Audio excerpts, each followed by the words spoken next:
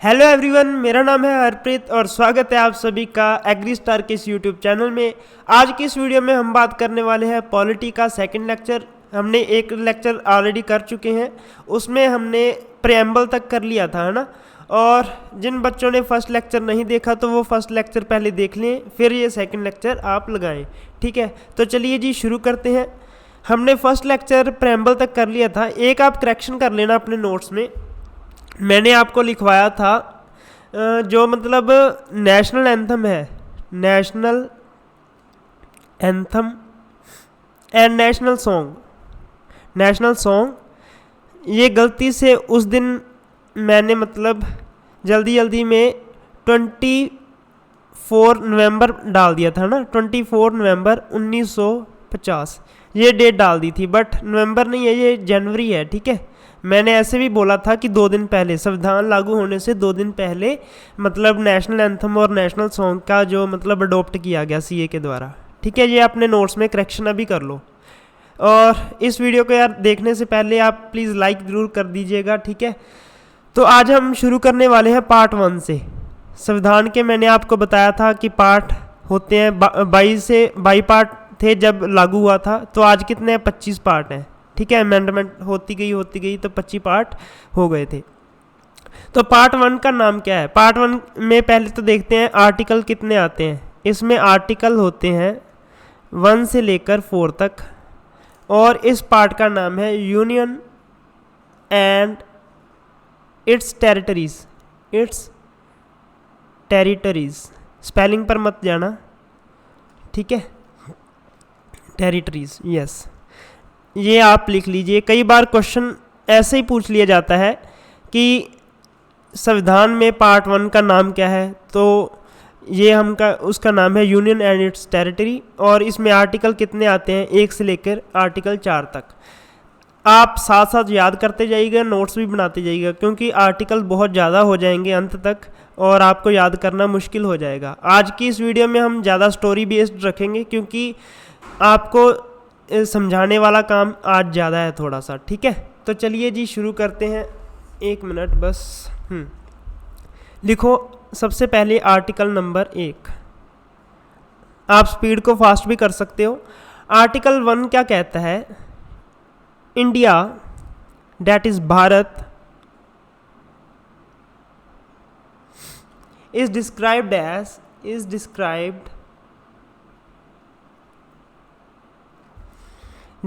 As union of states, double comma में डालना है आपको, ठीक है। यूनियन ऑफ स्टेट्स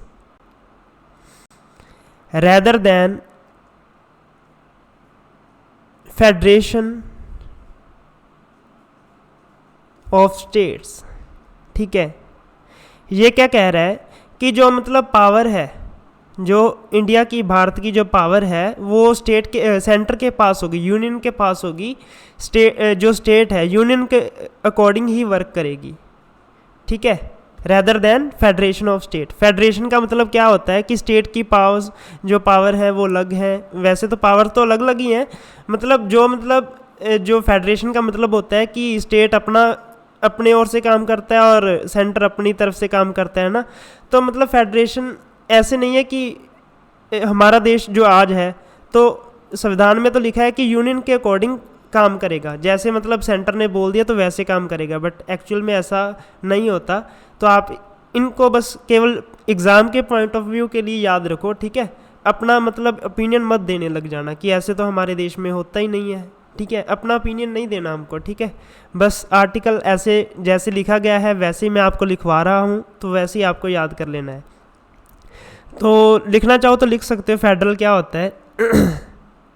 फेडरल का मतलब होता है when there is clear cut division of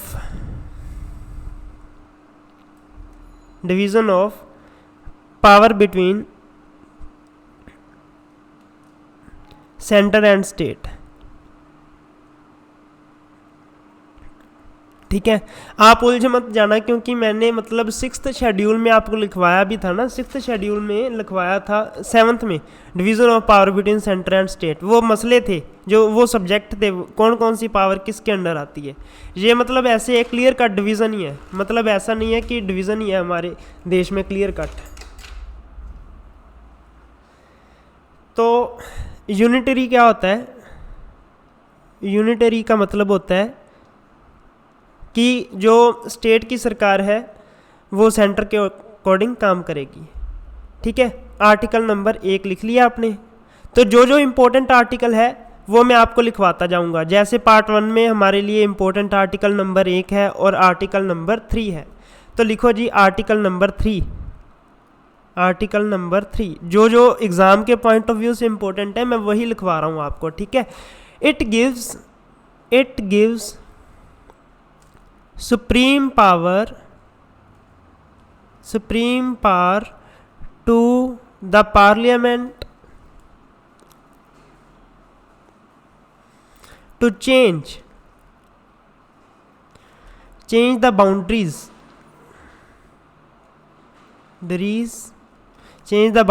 of any state in India. That is, India is described as indestructible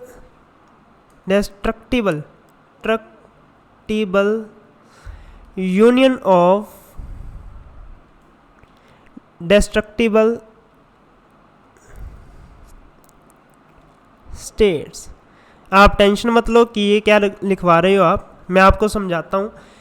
देखो मतलब जो इंडिया है उसकी जो स्टेट की बाउंड्री की जो पावर है, मतलब आज अगर सेंटर सरकार चाहे तो किसी भी स्टेट की बाउंड्रीज़ को ख़त्म कर सकती है। मान लीजिए राजस्थान और पंजाब को एक कर दें, पंजाब और हरियाणा को एक कर दें। ठीक है, मतलब ऐसे करके बाउंड्रीज़ उनके हाथ में है, स्टेट वाला कुछ नहीं कर सकता। अगर वो बाउंड्री को छेड़छाड़ कर दें कि आज से पंजाब और हरियाणा एक, तो स्टेट वाले कुछ नहीं कर सकते। ठीक है, इसलिए उनके पास सुप्रीम पावर है। किसके पास? पार्लियामेंट के पास। तो आगे मैं पढ़ाऊंगा, इतना इजी नहीं होता सारे फैसले यूनियन के हाथ में, पार्लियामेंट के हाथ में, तो बिल वगैरह काफ़ी पास करने पड़ते हैं, तो वो आगे चल के हम देखेंगे। तो इसलिए उन्होंने बोला है India is described as indestructible union of destructible state. मतलब जो यूनियन है हमारा, जो हमारा पूरा भारत है, उसमें जो स्टेट्स हैं वो डिस्ट्रक्टिबल हैं। ठीक है, उनको ख़त्म किया जा सकता है। कौन ख़त्म कर सकता है? पार्लियामेंट ख़त्म कर सकती है। तो अब मैं बात करता हूँ स्टोरी की। ठीक है, जब मतलब हमारी आज़ादी हुई, ध्यान से सुनना, बहुत मज़ेदार स्टोरी है, बहुत इंटरेस्टिंग स्टोरी है। ठीक है, जब हमारी आज़ादी हुई तो तब मतलब स्टेट कितनी थी? स्टेट बनी थी तब 565 स्टेट्स, बट ये प्रिंसली स्टेट थी। यहाँ पर राज करते थे, ऐसे करके राजे वाली थी, राजों वाली थी। ठीक है, तो इनको रियासतें भी बोला जाता था, जो राजे की रियासतें होती थी। तो तब एक बंदा था सरदार पटेल।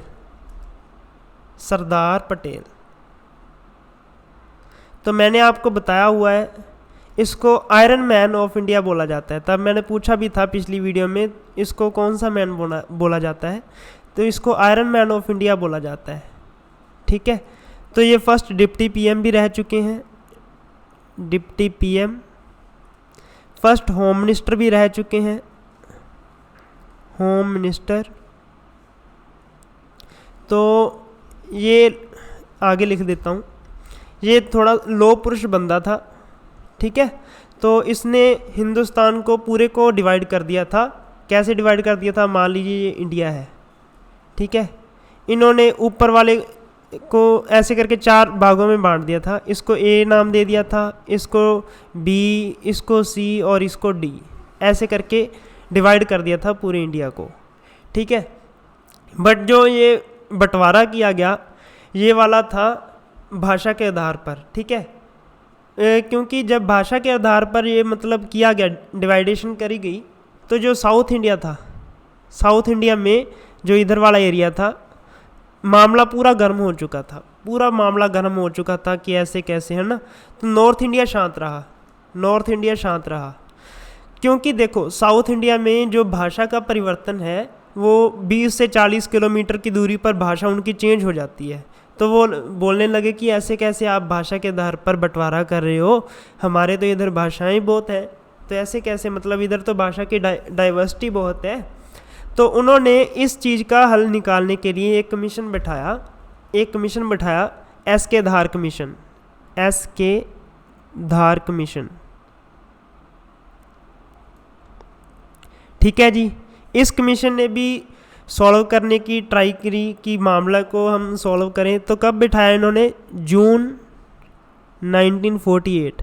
एक तो गर्मी बहुत होती है जून में, ठीक है, ऊपर से ये साहोसाही हो गए, यार कैसे करें इनको शांत, कैसे करें इनको शांत, मतलब ऐसे करके इन्होंने भी हाथ अपने खड़े कर दिए थे। ठीक है, तो फिर मतलब ठंड विंटर में आप ऐसे याद कर लो, दिसंबर 1948 में, दिसंबर 1948 को एक और बिठाई गई कमेटी जिसका नाम रखा गया JVP कमेटी। JVP कमेटी को बिठाया गया मामला सॉल्व करने के लिए।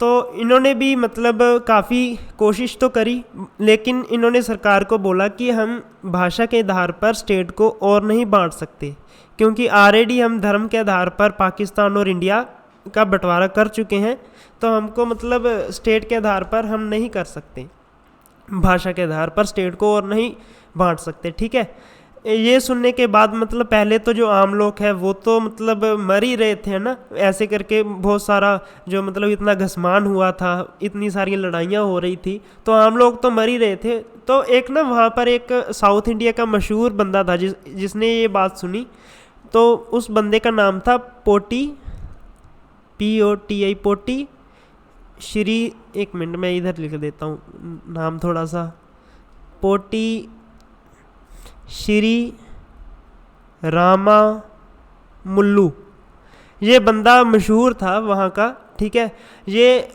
56 डे तक मरणव्रत तक बैठा रहा।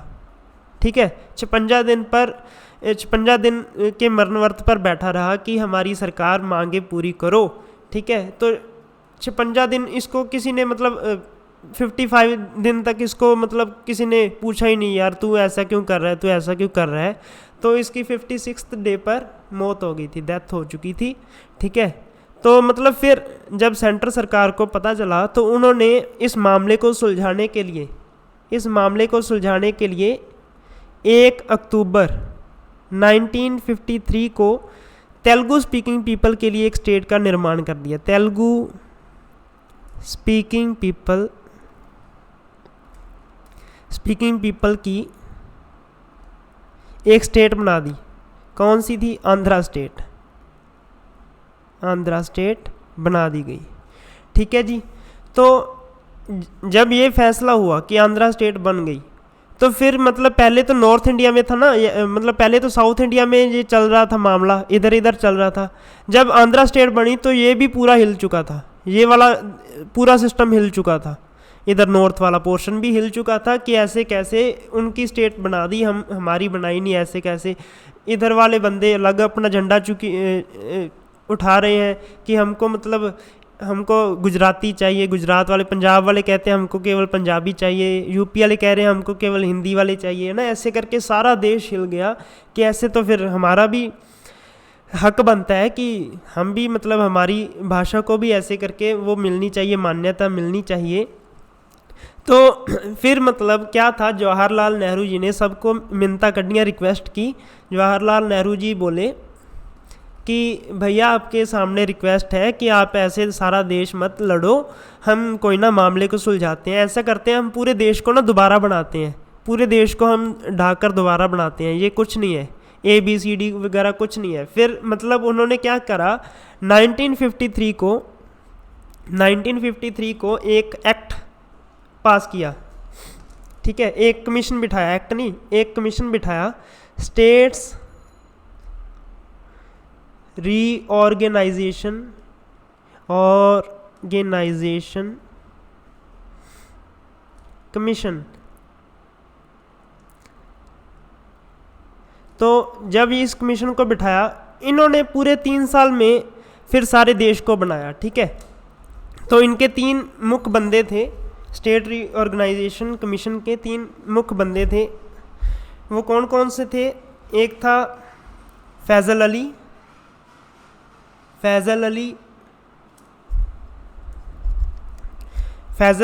एच.एन. कुंजरू और के.एन. पानीकर। इन तीनों बंदों ने रल के जो स्टेट्स का दोबारा निर्माण किया, ठीक है।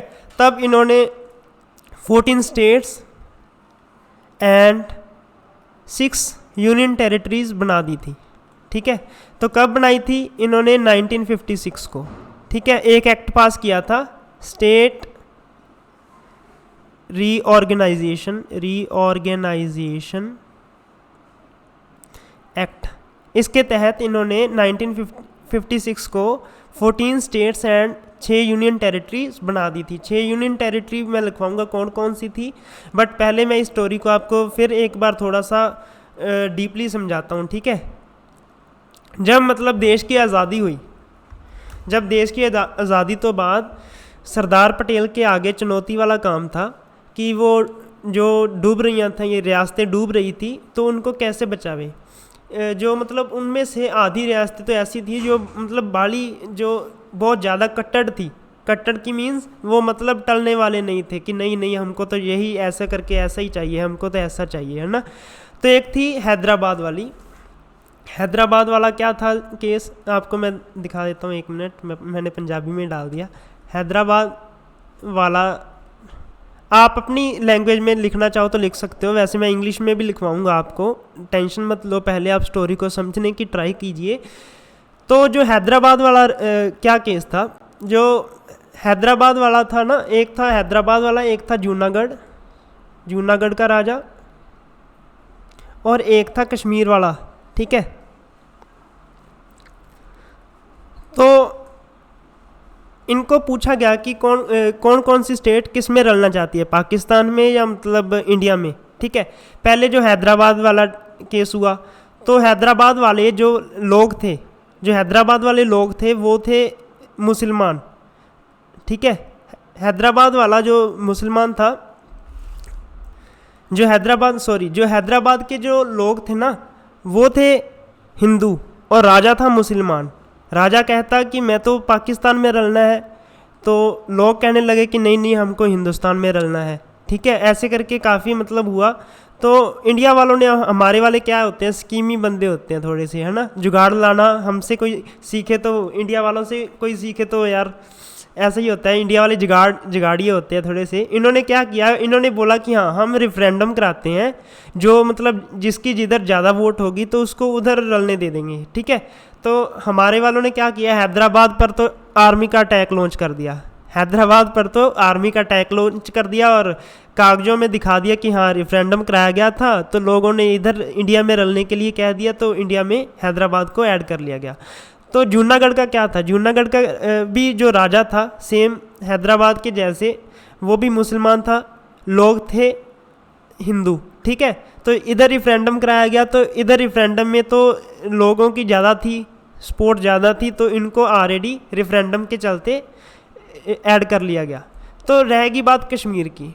कश्मीर वाला ना तो उधर का था ना इधर का था, ठीक है, क्योंकि ये कश्मीर वाला राजा हिंदू था और लोग मुसलमान थे। अगर हम इस पर रेफरेंडम करवाते हैं, अगर हम कश्मीर में रेफरेंडम करवाते तो मतलब लोगों की सपोर्ट मुसलमान ज़्यादा होने के कारण पाकिस्तान में ऐड होना चाहिए था ना उनको। तो इधर क्या किया गया, इधर राजे ने कहा कि यार मतलब मैं तो इंडिया में ही होऊंगा, ठीक है, शामिल तो इंडिया में होना चाहता हूँ, लेकिन बट नहीं हो सकता ना ऐसे करके।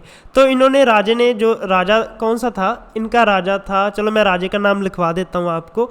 तो कश्मीर वालों ने क्या किया, वो राजे ने क्या किया, राजा कहता कि ना तो मैं इंडिया में रलना चाहता हूँ ना मैं पाकिस्तान में रलना चाहता हूँ।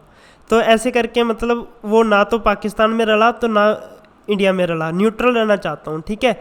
तो ऐसे ये सुनकर पाकिस्तान को ये बात हजम नहीं हुई, तो उन्होंने बोला कि नहीं नहीं यार, ऐसे कैसे हो सकता है, तो ऐसे कैसे हो सकता है ना। तो उन्होंने फिर क्या किया, पाकिस्तान वालों ने अक्टूबर 1947 को कश्मीर के ऊपर हमला कर दिया, ठीक है, क्योंकि उनको ये बात तो हजम नहीं हुई। अक्टूबर 1947 को क्या कर दिया, हमला कर दिया।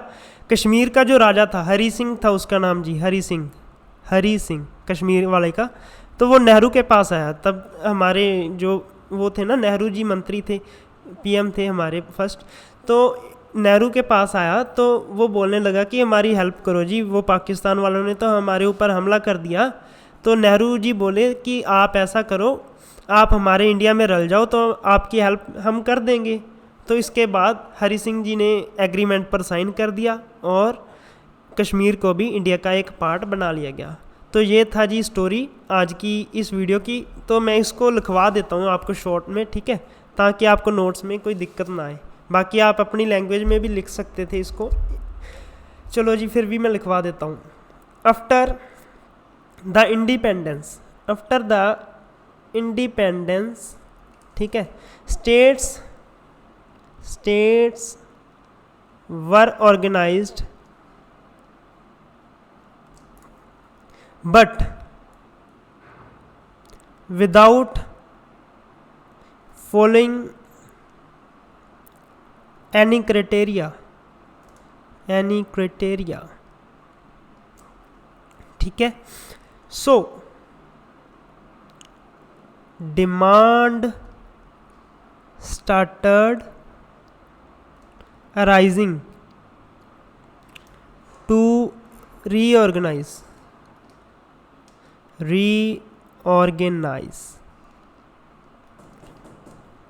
to address this issue. S K Dhar commission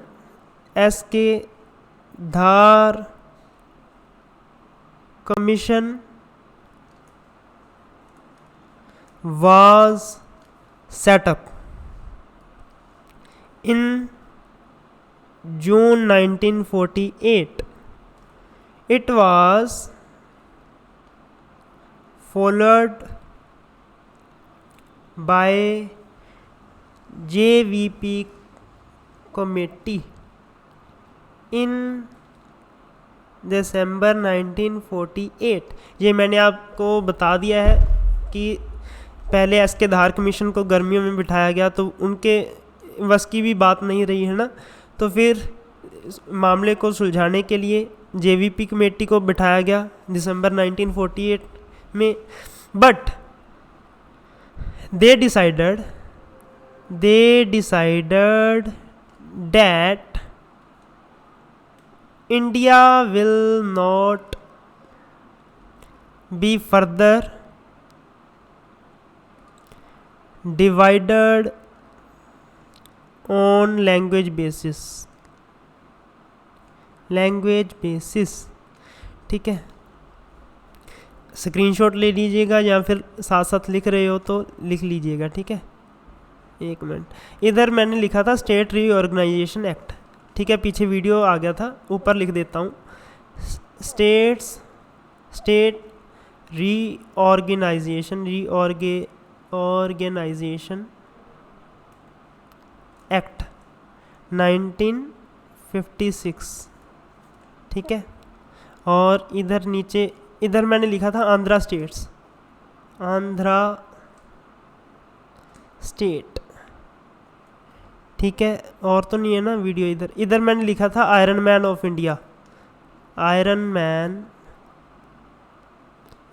India, पीछे वीडियो के पीछे आ गया था ना वो, तब ध्यान नहीं गया था।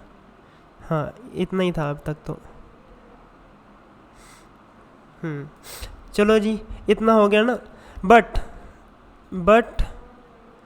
Situation became critical when Congress leaders burnt themselves, ठीक है जी। And finally and finally Andhra State was created on language basis in October 1953। ठीक है जी। इन 1953 ये बातें वही है जो मैंने आपको समझाई हैं। स्टेट्स रीऑर्गेनाइजेशन और organisation commission was set up under Fazal Ali and other members H.N. Kunjru and K.M. Panikkar, and in 1956 states reorganization act was passed। ठीक है। under which 14 states and 6 union territories were created। ठीक है जी। तो अब मैं आपको लिखवाने जा रहा हूँ 6 यूनियन टेरिटरी कौन कौन सी थी। 6 यूटीज़, 14 स्टेट्स और 6 यूटी बनी थी ना, वो कौन कौन सी थी। पहली थी दिल्ली। ऐसे सीरियल वाइज ही आपको लिखवा रहा हूँ, जैसे फर्स्ट में दिल्ली आएगा, सेकंड में अंडमान एंड निकोबार, फिर आया हिमाचल प्रदेश, फिर मणिपुर, फिर Tripura and then Lakshadweep, Amindivi and Minicoy island. ठीक है, जिसका नाम 1973 में लक्षद्वीप रख दिया गया था। ठीक है, लक्षद्वीप, अमनदीवी और मिनिको आइलैंड। ठीक है, इसको अमन दीदी मत पा लेना। ठीक है, अमन दीदी नहीं है, ये अमन दीवी है। कहीं होता है ना, फ्लो में लिख देते हैं अमन दीदी। चलिए आगे चलते हैं। अब आपको मैं लिखवाने जा रहा हूँ कौन कौन सी स्टेट्स कब बनी है ना, बहुत इंपॉर्टेंट है, वेरी इंपॉर्टेंट करके डाल लेना आप। अगर आपको पेपर में क्वेश्चन नहीं पूछा, अगर आपको पेपर में इसका क्वेश्चन नहीं पूछा तो केबीसी में इसका क्वेश्चन तो पूछ लिया जाएगा, बट ऐसा नहीं होगा कि पेपर में क्वेश्चन ना आए। इसका क्वेश्चन आ जाता है कई बार, बहुत सारे एग्जाम में रिपीटेड हो ही जाता है। तो लिखो जी, सबसे पहले 1960 में महाराष्ट्र एंड गुजरात, शॉर्ट में लिख रहा हूँ। ठीक है, आप खोल कर लिख सकते हो अपनी नोटबुक पर जहाँ पर आप नोट्स बना रहे हो। 1961 में बना जी दादरा एंड नगर हवेली। फिर 1962 में बना जी गोवा, यहाँ पर यूटी था गोवा। ठीक है, दमन एंड दीव। 1962 को ही फिर बना पुडुचेरी। कई बच्चे बोलते हैं पौंडीचेरी है, बट इसका नाम पुडुचेरी है ऑफिशियली। अब इसका नाम चेंज हो गया था ना, पौंडीचेरी का नाम पुडुचेरी है। ठीक है, आप भी अब पुडुचेरी बोल रहे हैं इसको। 1963 को बना था जी नागालैंड। किधर गया पेन, ये रहा, नागालैंड। 1966 को बना जी हरियाणा, हिमाचल प्रदेश एंड चंडीगढ़। ठीक है जी। 1972 मणिपुर, त्रिपुरा एंड मेघालय। ठीक है। 1975 को बना जी सिक्किम। 1987 को बना जी मिज़ोरम।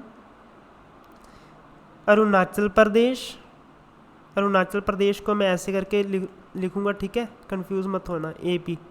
और फिर बना गोवा। यहाँ पर भी गोवा और यहाँ पर भी गोवा। यहाँ पर गोवा क्या है, यहाँ पर गोवा है स्टेट, यहाँ पर गोवा स्टेट बना था, ठीक है। कई बार एग्ज़ाम में क्वेश्चन पूछ लिया जाता है, 1 मिनट वो मैं आपको बाद में बताऊंगा, पहले ये स्टेट पूरी लिख लो।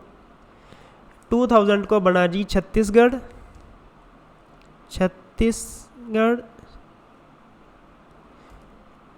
UK मतलब उत्तराखंड। फिर आ गया झारखंड, ठीक है जी। तो फिर अब नया जो बना है 2 जून 2014 को बना तेलंगाना। 2019 को जो बना Jammu and Kashmir union territory बना, एंड लद्दाख,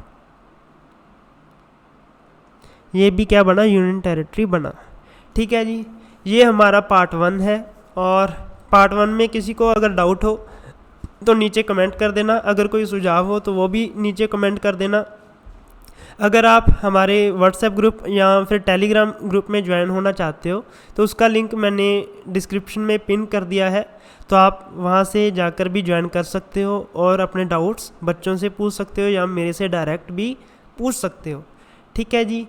ये थी आज की इस वीडियो, और इस वीडियो में हमने कवर किया, पार्ट 1 कवर किया। तो मैं इन स्लाइडों को एक बार आपको दोबारा भी दिखा देता हूं, ताकि कई बार बच्चों का रह जाता है। तो ये देख लीजिएगा, इसका स्क्रीनशॉट लेना ले लीजिएगा, बहुत इंपॉर्टेंट है, साइड में नोट करके भी रख लो, ठीक है। तो ये हमने किया था यूनियन टेरिटरी। इसमें मैंने पूरी आपको स्टोरी लिखवाई, जो मैंने बताया था, समझाया था। कश्मीर और जूनागढ़ हैदराबाद वाला जो मसला था वो भी मैंने आपको समझा दिया कि राजे थोड़े से इनके कट्टर थे, ठीक है। ये इधर भी मैंने आपको सारा बता दिया था कि 1953 को रीऑर्गेनाइजेशन कमीशन बिठाया गया।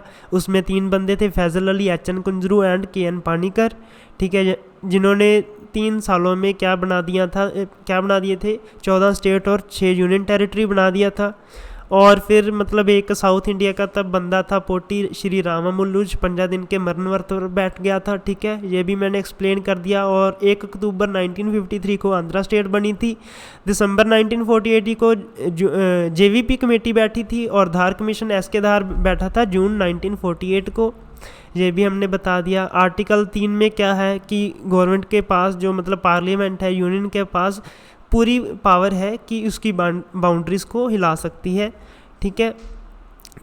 तो पूछा जा सकता है कि मतलब जो सरदार पटेल जी हैं वो कौन है, वो आयरन मैन ऑफ इंडिया उनको बोला जाता है, डिप्टी PM भी हैं, होम मिनिस्टर भी रह चुके थे, ठीक है।